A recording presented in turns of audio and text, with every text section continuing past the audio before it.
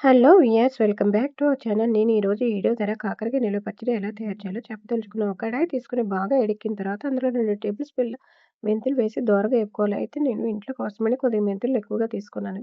మెంతులు దోరగా వేగిన తర్వాత ఒక చిన్న మిక్స్చర్ తీసుకొని మిక్సీలో మిక్స్ చేసి పెట్టుకోవాలి. అయితే కాకరకాయ ముక్కలు మనకు నచ్చిన విధంగా కట్ చేసి పెట్టుకోవాలి. కాకరకాయ ముక్కలకు సరిపడా చింతపండు గుజ్జును ఉడకబెట్టుకోవాలి. అంటే అర కేజీ కాకరకాయ ముక్కలకు 200 గ్రాముల చింతపండును ఉడకబెట్టి గుజ్జు తీసుకోవాలి.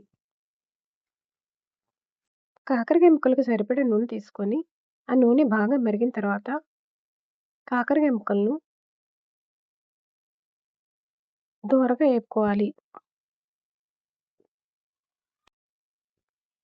తర్వాత కాకరకాయ ముక్కలు దోరగా ఏపుకున్న కాకరకాయ ముక్కలను గిన్నెలోకి పక్కకు పెట్టుకోవాలి. ఆల్రెడీ కాకరకాయ ముక్కలు ఏపిన నూనె ఉంటుంది కదా! అది కూడా గిన్నెలోకి ఉంచుకోవాలి. అయితే ఈ విధంగా వీడియోలో చూపించిన విధంగా కాకరకాయ ముక్కలకు ఒక కప్పు కారము, హాఫ్ కప్పు ఉప్పు, 1 టేబుల్ స్పూన్ల మెంతి పొడి, 2 టేబుల్ స్పూన్ల ఆవ పొడి,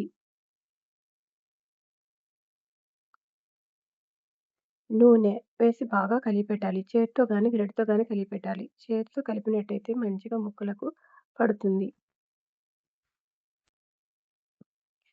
అయితే పోపేయడానికి కొద్ది నూనె కడాయిలో ఉంచుకున్నాం గదా! నూనె బాగా మరిగిన తర్వాత అందులో పచ్చెనపప్పు, ఆవాలు, సాయమినపప్పు, కరివేపాకు, ఎండుమిర్చి, దంచి పెట్టుకున్న ఎల్లుల్లిపాయలు కూడా వేసి బాగా ఏగనివ్వాలి. పోపు బాగా వేగిన తర్వాత పక్కకు పెట్టుకోవాలి. పోపు చల్లారిన తర్వాత ఆల్రెడీ ముక్కలకు ఉప్పు, కారము, చింతపండు గుజ్జు, నూనె వేసి బాగా పట్టించాం కదా!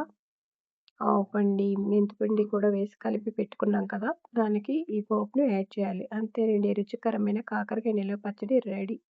ఇది నెల రోజులు నిల్వ ఉంటుంది. ఇష్టమైన వారు ఫ్రిడ్జ్‌లో కూడా భద్రపరచుకోవచ్చు. అయితే ఫ్రిడ్జ్‌లో పెట్టుకున్నట్టయితే కలర్ చేంజ్ అవ్వదు.